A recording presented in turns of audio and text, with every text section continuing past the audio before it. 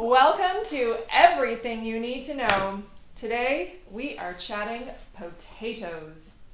So potatoes are actually healthy for you. Some people think white potatoes, there's no vitamins in them, they're white. I beg to differ. I know that's often how we talk as dietitians. Go for the one with more color. But cauliflower is good for us, and that's a white one. So I got you there. So look at our spread today. We've got so many different kinds of potatoes. So let's talk about each of them. Because you know, how you're going to eat the potato means that you have to choose the right potato, or else it's not going to turn out well. So this is a Yukon gold potato, or now just a golden potato. I think they've taken off the Yukon name. But that one is really good for mashed potatoes. Okay, so the skin is really thin. You don't have to peel it, especially peeling potatoes is not a great thing because you're taking off the fiber, right? And you're taking off that thin layer underneath the skin that has the vitamins. So the more times we can leave that skin on, the better.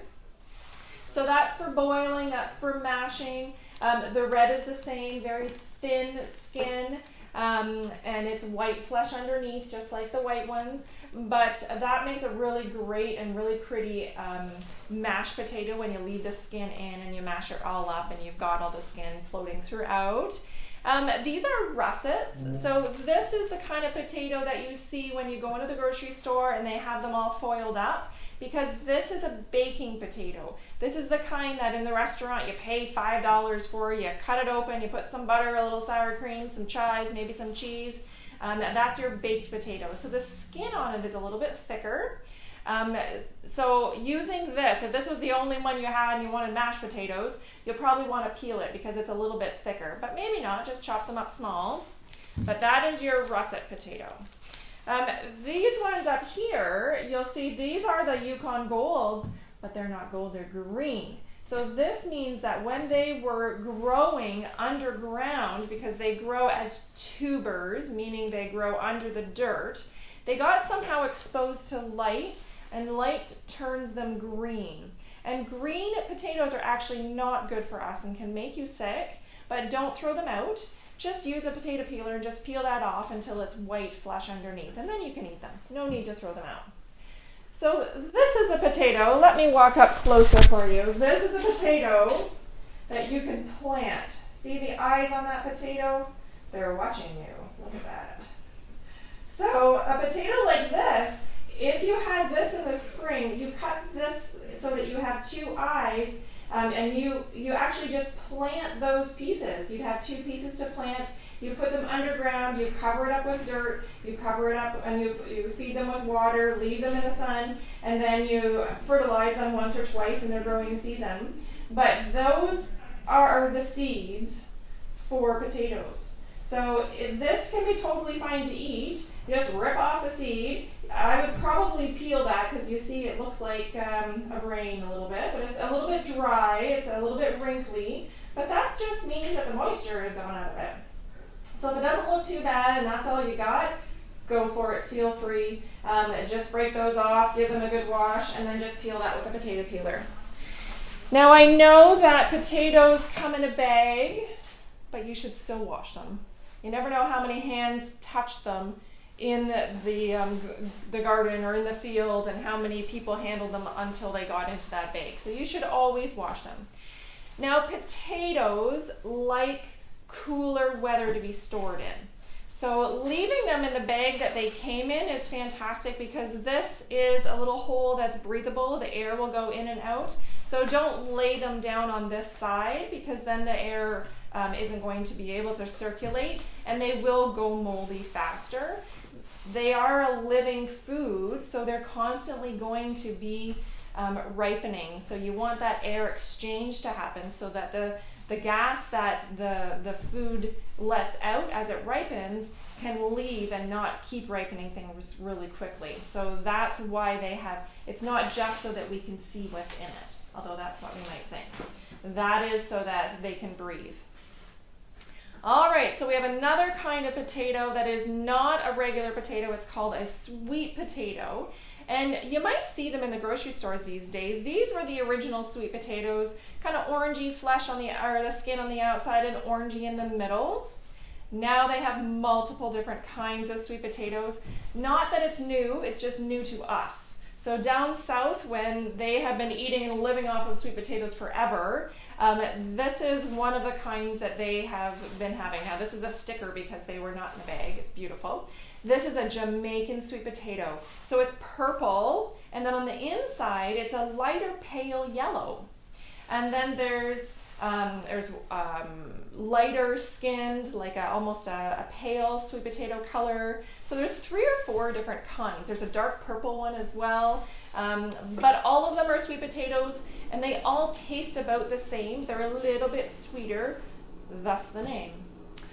So remember when I said we have to choose the right potato for what we're doing. So sweet potatoes are interchangeable for any other potato in any recipe.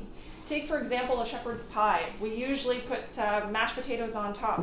Well, feel free to put sweet potato mashed on top. Excellent.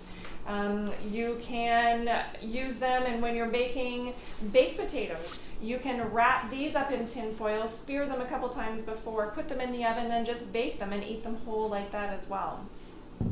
So many things you can do for them. One thing I would challenge you on, however, is how you cook up your potatoes to be mashed. So I'm hoping you've heard that boiling our vegetables and our starches isn't a very healthy thing, because as soon as we cover the food with water, a lot of the vitamins, especially like vitamin C and beta carotene, come out of the food and go into the water, and we typically don't drink the water, so we lose that. So I would challenge you to cook them in a different way. I would steam them. So we have a steamer basket, put it in the bottom of the pot, fill up the pot to water just under the steamer basket, cut up your potatoes if you're doing them to mash them, put them in the water, or put them in on top of the steamer basket and steam them for 10-15 minutes. Just don't run out of water. And there you have it. You have potatoes not being boiled, but they'll be just as soft as other potatoes. So I have done it tried and true. I've also done it that way for sweet corn when the season comes. So don't boil your sweet corn either. All right, so some people do wonder if they have some different health concerns like diabetes, if they can eat sweet potatoes, or if they can even eat these regular potatoes. So what we do know is that yes, sweet potatoes are a little bit sweeter.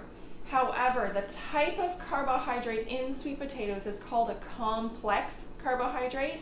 It's not your simple sugar like honey or candy. It doesn't break down in the body really quickly. It doesn't start to break down in the mouth like those candies do. So this complex carbohydrate that's in them that makes them sweet is actually really the kind of carbohydrate you want when you have diabetes and you want to control your blood sugar. So eating a half a cup to a cup of these at a meal time isn't going to spike your blood sugar, especially if you have some ground beef, ground turkey, pork, chicken, something with it as a protein. So these are definitely A-okay on a meal plan for people that are trying to control their blood sugar. So as something to note as well is you might plant some potatoes and then only get them this size or even smaller. Don't throw them out. They're actually very expensive to purchase. I think this little bag can be up to $6. $7, Marianne said. And all it is potatoes that are little. So enjoy your little potatoes from the garden. They are really perfect for throwing it in a pot with your roast. Cook up your roast halfway through and then add your potatoes around, your chopped up carrots or sweet potatoes or celery. And you don't even have to do anything besides wash them. You don't have to cut them in half. They are the perfect size. Another great way is to make some potato salad out of those. You just steam them up, cut them in half, and then you're good to go. So enjoy your little potatoes. All right, what have I forgotten to tell you?